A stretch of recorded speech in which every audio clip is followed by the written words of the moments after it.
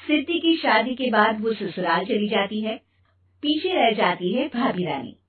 सिद्धि के ससुराल जाते ही भाभी कहती है, अरे वाह जी वाह, सारे कपड़े मेरे। हाय रे पैंट, अरे वाह वाह, मजा आ जाएगा। अरे ये सिद्धि की अलमारी के सामने खड़े होकर क्या बड़बड़ा रही है? जा जाकर देख मेहमानों को विदाई की मिठाई मिली कि नहीं। अब हाँ माँ जी, क्यों नहीं, लेकिन पहले कपड़े तो बदल लूं। अब रानी आ जाती है सिद्धि के उन कपड़ों में जो वो ससुराल जाने से पहले घर छोड़ जाती है। अरे रानी, कुछ दिन रुक जाती। अरे ये तो सिद्धि बिटिया को मैंने ही दिया था, बड़ा ही फबता था उस पर, तुझ पर तो कुछ खास नहीं लग रहा। अब वो ना, मेरे सारे कपड़े गीले थे तो सोचा पहन लूं। वैसे भी सिद्धि को कौन सा भी पुराने आउटडेटेड कपड़ों को पहनना है। वैसे भी ये सूट तो मैंने तभी पहना था, वैसे खास है भी नहीं ये। हाँ ठीक है, लेकिन ना मेरी सिद्धि पर तो जमता था। सारे मेहमान चले जाते हैं और सिद्धि ससुराल से मायके पहली बार आती है। अपना घर, अपना कमरा, अपनी अलमारी। ये बोलकर जैसे ही सिद्धि अलमारी खोलती है तो सामने उसके कपड़ों की जगह कुछ और ही रखा होता है। माँ, ओ माँ, जरा कमरे में तो आना। सास और रानी वहां पहुंच जाते हैं। रानी ने पहनी होती है सिद्धि की जींस और टी शर्ट। अरे भाभी, ये क्या? ये तो मेरी बड़ी ही महंगी टी शर्ट है, इसे आपने घर में क्यों पहनी है? अरे बहुत मिलती है दीदी ये चौक की मार्केट में, 150 में। ओ भाभी प्लीज, ये एरोपोस्टल है, 2000 की एक टी शर्ट। ओह, 2000 में तो दीदी 4 साड़ी आ जाए। अब क्या बोलूं? भाभी, ये मेरी अलमारी में छोटू के कपड़े, तो मेरे कपड़े कहाँ हैं? मेरी अलमारी में। अब दीदी आपको कौन से पुराने कपड़े पहनने थे? माना भाभी, लेकिन मैं जब घर आती तो यही सब पहनती ना। अरे तुम तो बड़ी कंजूस हो दीदी। खैर वक्त आता है जब सिद्धि ससुराल के लिए रवाना हो रही होती है।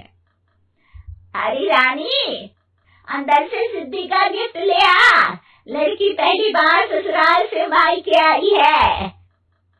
रानी अंदर जाती है और एक सिंपल सी साड़ी लेकर बाहर आ जाती है। ये लीजिए माँ जी। सास बेटी को गिफ्ट देकर ससुराल भेजती है। अगले दिन रानी एक सुंदर सी साड़ी पहनकर सामने आती है। अरे रानी, ये तो वो साड़ी है जो मैंने सिद्धि को देने के लिए दी थी जब वो ससुराल ले जाती, लेकिन ये तूने कैसे पहन ली? अरे माँ जी, ये साड़ी तो मुझे बहुत पहले से ही पसंद थी, लेकिन चिंता न करिए, मैंने सिद्धि के लिए भी अच्छी सी साड़ी दी है। हाँ। तभी सिद्धि का फोन आता है। क्या माँ, कुछ अच्छा तो दिया होता ससुराल ले जाने के लिए। अरे पहले दिखा दिया होता। ये चमकते हुए पैकेट में नौकरानी वाली साड़ी मत दिया करो माँ। अरे बेटे, वो तेरी भाभी ने ना गलती से उससे पैकेट बदल गया। हाँ, मैं कल ही तेरे भाई के हाथ से तेरा वाला पैकेट भेज दूंगी। अरे रहने दो माँ, आई एम श्योर भाभी ने अभी वही साड़ी पहनी होगी जो तुमने मेरे लिए रखी थी। तुम तो समझ नहीं पाई उनको।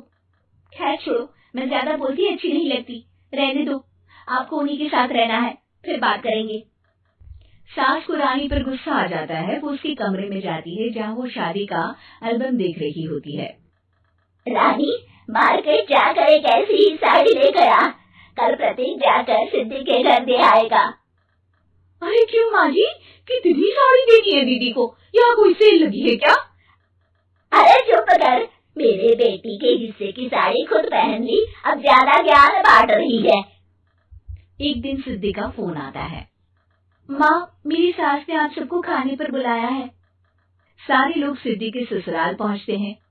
खाना खाकर वो लोग निकल रहे होते हैं कि सिद्धि की सास सभी को गिफ्ट देती है।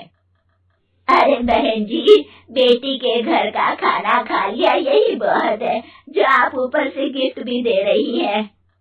अरे बहन जी, आप भी कहाँ इन बातों पर विश्वास कर रही हैं। सास सभी को गिफ्ट देती है, लेकिन रानी को जो साड़ी देती है वो अजीब सी हरे रंग की लाल रंग की बड़ी छाप वाली होती है। अरे चीची, ये कौन पहनेगा? सासू माँ को तो जरी वाली इतनी सुंदर और मेरे लिए ये नौकरानी वाली। अरे भाभी, दरअसल मैं जब भी घर आती थी आप वापसी में ऐसी ही साड़ी देती थी ना, तो माँ ने सोचा कि आपको आपकी पसंद की ही साड़ी क्यों ना दी जाए। बेचारी रानी, बोलती भी तो क्या। सिद्धि और सास रानी का चेहरा देखकर हंसने लगती है, तो रानी समझ जाती है कि अपने ही बिछाए जाल में वो फंस चुकी है।